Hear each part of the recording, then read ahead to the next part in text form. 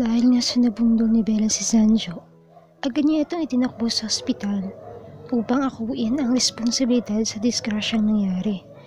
Bagamat hindi naman niya sinasadya, ito ay hindi rin naman niya tatakbuhan lalo na ang lalaking ito ang nagligtas ng kanyang buhay. Grabe, di ko akalain ngunit magtatagpo ang landas namin ng magandang babaeng ito. At talaga namang sarami ng pwedeng mangyari upang pagtagpuin ang landas namin dalawa ay sa ganitong paraan pa. Pinalian pa ako. Paano ako nito makakapag-basketball? Nakangiti pa naman oh. Gagaling pa kaya itong binti ko. Matapos kong may x-ray sa awa ng Diyos, di naman ako napuruhan. Buti na lang talaga. Konting paga at pananakit lang ang naidulot nito sa aking paa. Sorry talaga, hindi ko sinasadya. Pasalamat ka, maganda ka. Kaya sino naman ako para hindi ka patawarin? Kung pangit pala ako, hindi mo ako patatawarin?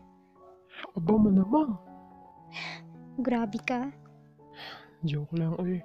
Masyado ka naman seryoso. Ewan ko sa'yo. Ang sarap talaga asarin ng bahay ito. Ano kaya ang pangalan niya? Tatanong ko na sana kaso may biglang dumating. Isang lalaki at isang buntis na babae. Mag-asawa siguro itong mga bagong dating. Bella, ano? Kumusta?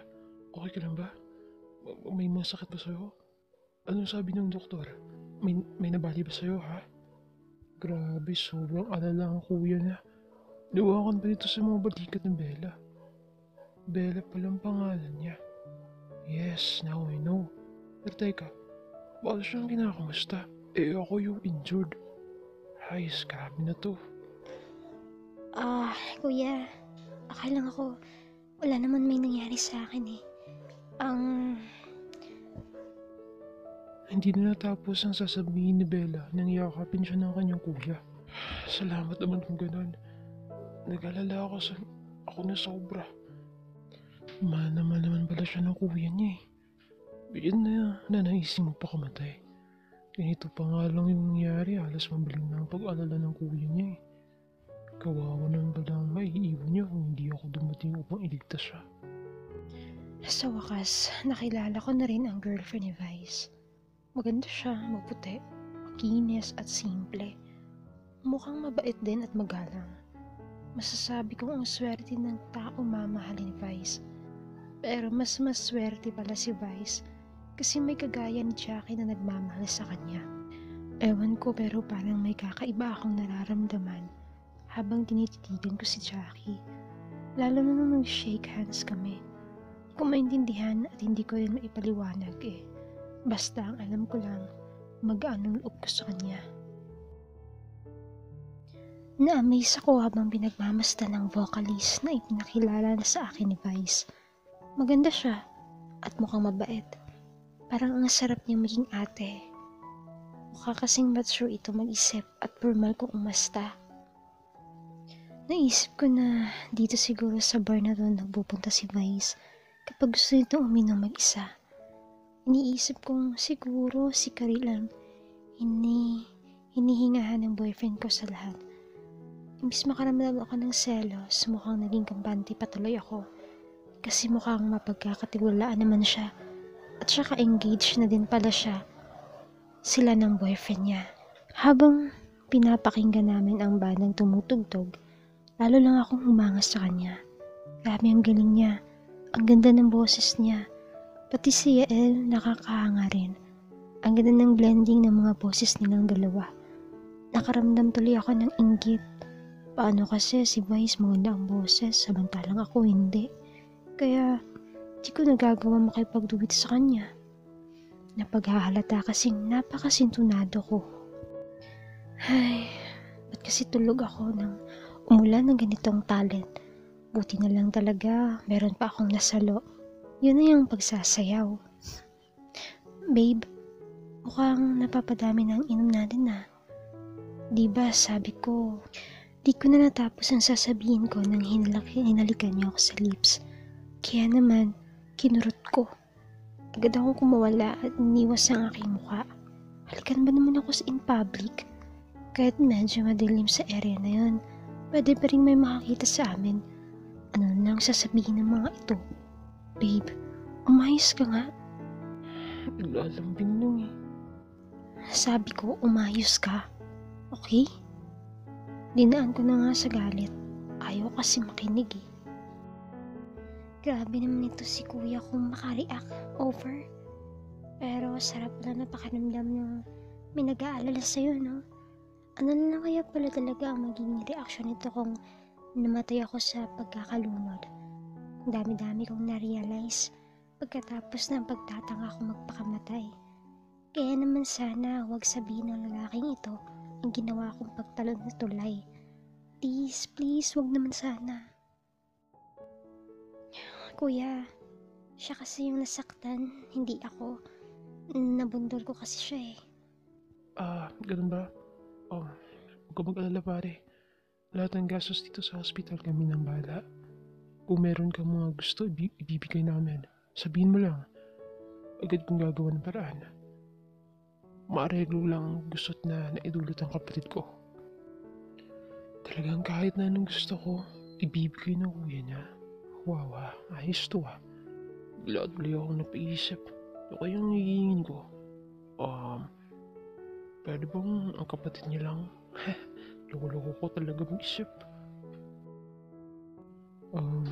Wala na po akong ibang maihiling pa, sir. Total, hindi naman ako pinabayaan ng kapatid niyo dito sa ospital. Kaya huwag na po kayo mag-alala. Wala po akong balak na magreklamo sa mga pulis. Sigurado ka ba doon? Yes, sir. Okay, sige. Ayusin ko muna ang billing sa baba. Maiwan ko na muna kayo dito. Sasama na ako sa'yo para makapaglakad-lakad na rin ako. Sige. Let's go on. Masuyo nitong inalalayan ang buntis na asawa.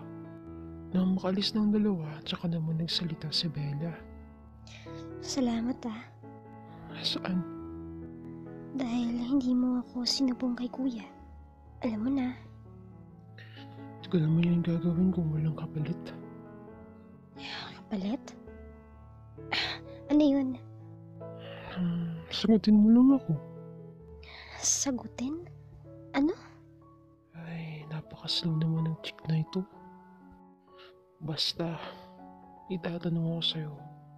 Tapos, sasagutin mo lang ng oo. O diba simple lang yun? Okay. Yun lang ba? Oh my gosh. Sige, game? Game? Pwede ba kitang ligawan? Oo. Sinadya akong bilisan ang pagsasalita para hindi niya gaano maintindihan. Nakita ko ang gulat sa kanyang mga mata. Pagkatapos kong pagalitan ng aking nobyo, ding tahimik na tuloy siya. Di na rin ito nangungulit pa. Pampururot naman tong isang to. Ayoko nang sobrang kakulitan niya. Pero ayoko rin naman ganito siya kawalang imik, no? Kaya naman bahagya ko siyang nilambing. Isinandal ko ang aking ulo sa kanyang balikat. Babe ko, Antok na ako, babe. so, uwi na tayo? Paano sila? Yun lang. Mukhang nag-e-enjoy pa sila eh. Kasakulukuyang nasa gitna ang tatlo naming kasama nagsasayaw. Lasing na si Mika. Kasi ang unang beses siyang uminom, kaya naman napagtripan ng dalawang si Lance at Dawn. Sige, mamaya na lang. Si CR na lang muna ako, babe. Sige, Inaantok na talaga ako sobra. Ganito pala ang feeling kapag napagalitan ka ng girlfriend. Kasalanan ko naman kasi. Masyado akong makulit. Pagkatapos umihi, bagya akong naghilamos ng mukha upang matanggal kahit kaunti ang antok at alak sa aking katawan. Pagkatapos kong inayos ang aking sarili ay lumabas na ako ng CR. Nagulat ako na may biglang isang babaeng napatili sa aking paglabas ng pinto. Nagulat siguro ito kaya bahagyang out of balance. Munti ko na siyang nabitawan, buti na lang. Napahigpit ang hawak ko sa kanyang bewang. Ganon din siya sa aking leeg. Biglang tumigil ang ikot ng mundo. Maging ang pagpihit ng oras ay nahinto. Dahil sa hindi maipaliwanag na damdamin. Kapwa kami natigilan habang tinititigan ang isa't isa. Si Karil. Grabe ka, ikaw pala yan. Nagulat naman ako sa'yo, oh. Sorry, ako nga rin nagulat sa tali mo. Kala ko na paano ka. Mukha ba akong ghost kaya ka nagulat? Oo, mukha kang ghost. Pero sa lahat ng ghost, ikaw ang gusto ko. Wow, once upon a time, sabay kami nagtawanan. Ikaw talaga, ang corny mo. Ako pa talagang corny. Ikaw nga itong nag-joke. Basta, ang corny mo. Corny. Corny na lang sana ang iyong minahal. Di ka na muling mag-iisa. Corny na lang sana ang iyong minahal. Ang galing niya, biruin mo naisip niyo yun. Ang bilis ng isipan niya talaga. Lalo lang tuloy akong napahanga. O sige, ikaw na talaga. Lalo akong naiihi sa'yo. Diyan ka na nga. Hintayin mo ba kita or... Sige na, mauna ka na. Baka hinahanap ka na ng Jackie mo. Okay, sige. Sabi mo eh. Yeah, bye. Habang nakaupo ko sa inidoro, grabe hindi ko maiwasang magkiligin. Hindi dahil sa naiihi ako kundi dahil sa mga vanity vice. Natuto na nga ako dahil sa kanya. Buruin mo, bigla ko rin naisip yung gusto kita ng once upon a time. Nakakatimang naman tong mga iniisip ko. Pero bakit nga ba ganito ang nararamdaman ko? Bakit ako kinikilig sa ibang lalaki? Normal pa ba tong damdamin ko? Dapat kaya love ko lang itong nararamdaman eh. Bakit ganun? Bakit?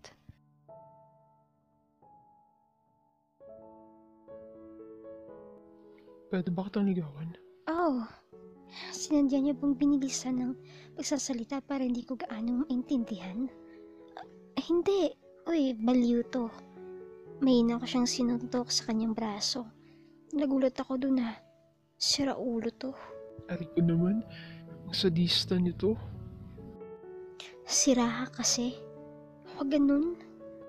Bakit? Hindi ba masyadong obvious? Ako ang Prince Charming mo. Ikaw at ako. Para sa isa't isa. Wow, assuming lang, ganun. Hindi ko nga alam ang pangalan mo, Mr. Filingero. Ang lintik na to, tumawa pa ng malakas. Alam mo, sinasabi ko sa'yo, kaya ka hindi tuluyang nalunod nung mag-fall ka sa tulay kasi nakatada na sa mga busy ko dapat ikaw ma-fall. Hiyak, lakas ng tama mo, sobra. Iyak ka dyan. Sige, tingnan natin. Sa gwapo kong to. Sa muscle kong to. Iyo, dyan ka na nga. Sa inis ko, mahina kong sinipa ang injured niyang paa. Aray! Bahala siya. Buti na sa kanya. Sumako, no? Baka kasi binabangungot ka. Gising-gising din pag may time.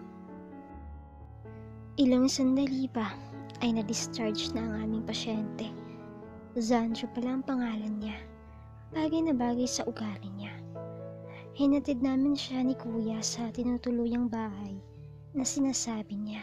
Sige, pakahinto na lang po dyan sa may gilid, sir. Dito na ba ang bahay niyo?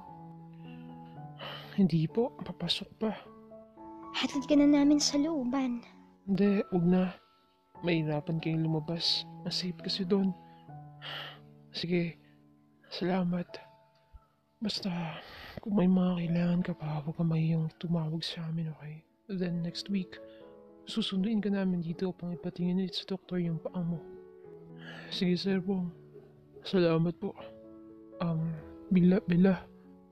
Ingat. Masayang bumalik ng upuan si Vice, bagay na napansin ni Jackie. Kanina lang kasi antok na antok ang mukha nito. Tapos ngayon, para namang gising na gising. Babe, okay ka lang? Ah, oo naman. Kapos silang napaangat na mukha nang mapansin ang tatlong kasama nilang papalapit. Nagwawala si Mika kaya todo pigil ang dalawang kasama. Ano nangyari? Bastos yung lalaki. Tingin sa akin, gago. Mga sis, uwi na tayo. Ayokong magka-black eye dahil sa luka-lukang to. Huwag na natin painumin to. Nagwawala eh. Sige, tara na. Pinalitan nito ang posisyon ni Don na nakaalalay sa lasing na si Mika. Salita pa rin ito ng salita, hindi na natapos-tapos. Dahil nga sa mabilisan nilang pag-alis ay hindi na nilang nagawang magpaalam kina Karil at Yael. Sakay silang 5 sa isang tricycle habang nakamotor naman sina Bea at Ronnie na umuna na nagpaharurot pa uwi. Halos hindi na magkamayaw silang 4 upang pigilan ang maingay na si Mika. Sinisigawan nito ang bawat nakikita sa daan. Oh, grabe. I-focus mo pa nga sa mukha niya, Jackie, ang camera para malaman niya bukas ang pinagagawa niya. Pinapawisan kilikili ko sa iyong Mika. Samantala, tawang-tawa lang si Jackie habang kinukuhanan ng video ang nagwawalang kaibigan.